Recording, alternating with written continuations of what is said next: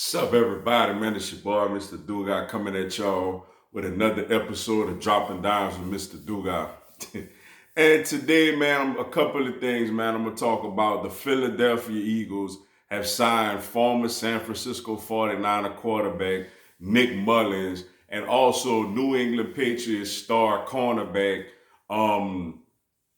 Stephon Gilmore is holding out, and I'm gonna just get my thoughts on that. And should the Eagles consider trying to make a trade for him to be our, number two/number one corner? But before I get into this video, man, for everyone, if you want to give me a follow on my social media platforms, Facebook, Instagram, TikTok, Twitter, I'm gonna have all that information down in the description box. May not always get a chance to respond to questions and comments on these videos. So feel free to DM me. And whenever I get a chance to, I'm going to get back at you. Come holler at your boy, yo. First, I'm going to start off with the Nick Mullens situation. Look, honestly, I think it's a very good signing, considering he's a third-string quarterback. Anytime you could get a quarterback to be your third-string quarterback that has started 16 games in this league, you really can't do much better than that as a third-string quarterback. We kind of looked at Jamie Newman. I thought he was going to end up getting that third-string quarterback spot. The rookie from Georgia, slash Wake Forest or well, really Wake Forest, because he ain't really played when he was at Georgia. I thought he had a real good shot, with his skill set, considering his skill set and everything, to be the third-string quarterback for us. But nevertheless, we let him go. We cut him. So to go out there and get Nick Mullens, I think is a really, really, really good pickup, yo. Numbers are not through the roof, obviously. If it was, he wouldn't be available to be a third-string quarterback. But 12 touchdowns, 12 interceptions, and he started against us last season, yo. We played them last season. He wasn't great. He ended up getting benched for C.J. Beathard late in that game. But nevertheless, the guy had 16 starts. He threw for well over 200 yards. And on the season, he was 12 touchdowns to 12 interceptions. But a guy coming in as a veteran guy who's been a starter in this league, you got Jalen Hurts as your QB1. You have Joe Flacco, though he's much longer in the tooth, is a former Super Bowl MVP quarterback as your backup. And now you have Nick Mullens to roll out there as your third. Look, we've done worse. Let me say, we've had, Tim Tebow trying to be the third-string quarterback. We had Matt Barkley, years ago. We had Nate Sudfeld. We all know how that went. And also, what's the guy name, yo? What's the guy name, man? He'll come to me. But we've done worse. So to get a guy with NFL starting, experience, I'll take it all day. This is the quarterback factory that Howie Roseman and Doug no longer here, but Howie Roseman talked about last year when drafting Jalen Hurts in the second round, which we didn't expect. What's that guy name, man? He was the guy it was a 5th round pick. That's how bad he was. I forgot his name already. He was a 5th round pick from, was it Northwestern?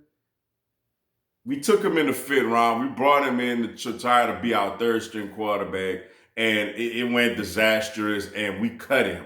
It was basically a waste of a 5th round pick. If y'all remember that, remember his name, leave it in the comments. I forgot his name. But he was a 5th round pick, yo. And that's how awful he was. So we've done much worse at the third quarterback position.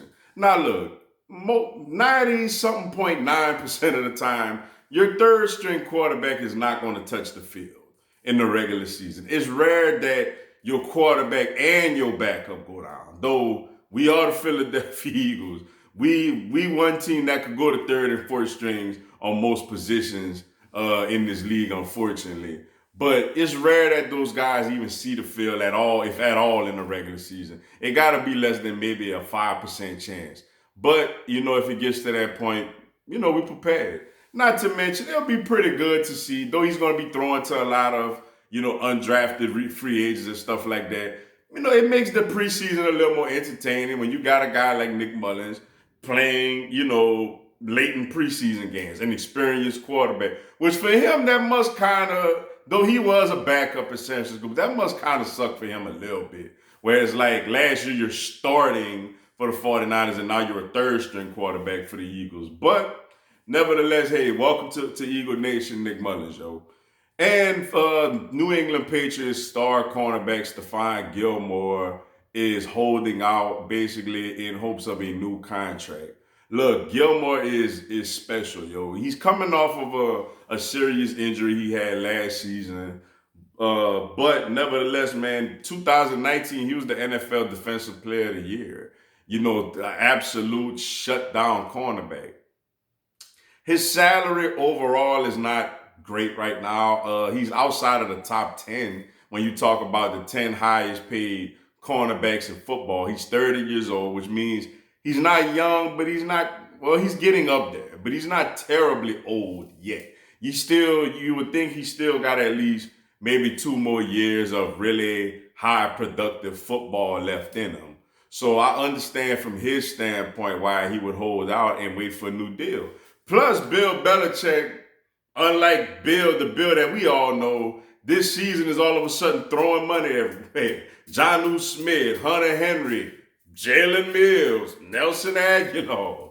They're throwing. I think Matthew Judon. I want to say they're throwing money at people that they normally don't do. I say that has a lot to do with that homecoming week 4 with Tom Brady coming to town, and he don't want to be unprepared for that, especially with that arsenal of weapons that Brady has over there at his disposal. Also, the talent that they have on the defensive side of football, especially that front seven. So Bill, put together the best team that he could, that money could buy, basically, to get ready, well, overall for the season. But I feel like on a personal level to get ready for that matchup when Tom Brady and Gronk, returns to town in week 4.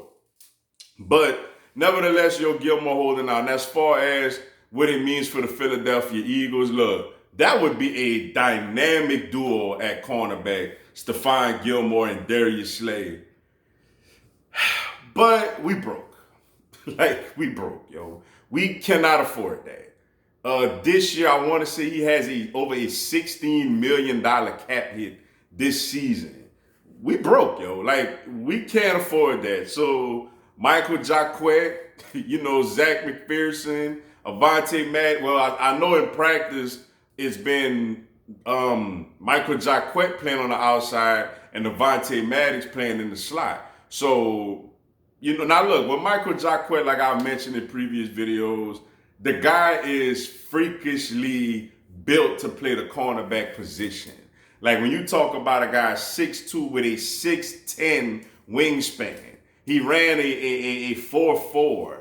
All the attributes are there, which is amazing that he went undrafted, because you would think a guy with those type of attributes would at least be warranted of a 6-7 round pick or something.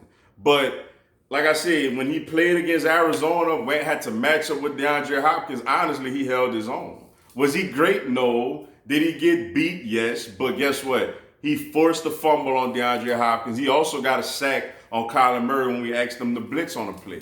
But when he went against Dallas, man, that's an absolute unforgettable moment for him. That's a type of performance that could make a man question, do I want to do this anymore? Is it even worth it? And us Philly fans, we brutal, yo. We don't care what you did last week. If you go out there this week and stink up the joint, we're going to remind you about it. And we're not going to be really, really nice about it. So you got to see a high and a low with him. So you got to figure he's somewhere in the middle. Hopefully he's more of the Arizona Michael Jacquet than the Dallas Michael Jacquet. But Darius Slay Stephon Gilmore would be awesome. I wish it would have been kind of early in the process before they kind of start signing all these tight ends that they have over there in New England, where we maybe could have sent them Zach Ertz, and kind of take some of that money off the books. But nevertheless, hey, it is what it is. We can't afford them. We broke. So I don't know what's going to happen in that situation. I don't know if New England going to just decide to pay him, or if they're going to just, play hardball with them and be like, look, bro, you 30 years old. We got some young guys that's ready to go out there and step up, sit out or do whatever, and we gonna be all right. But either way, it's fascinating to see. That guy is a great player. Going up head up against, let's be honest, a great organization that in the past have not been friendly in these type of situations where they let you go a year before you're actually start declining or whatever. So we'll see how that play out, yo.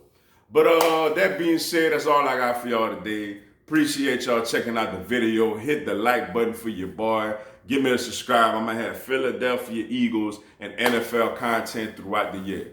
Also, tonight at 7 p.m. Eastern, 6 Central, 4 Pacific, I'm going to do a live Q&A. Y'all come on there, ask me anything, tell me anything. I'll answer your questions, respond to your comments, and give you a shout out on the live. And also this Thursday, I will have a 2-hour call-in show starting at 6 Eastern, 5 Central, 3 Pacific. Y'all come on there, give me a call, and we'll chop it up, yo, about anything y'all want to talk about. But until then, y'all have a blessed one. Fly, Eagles, fly.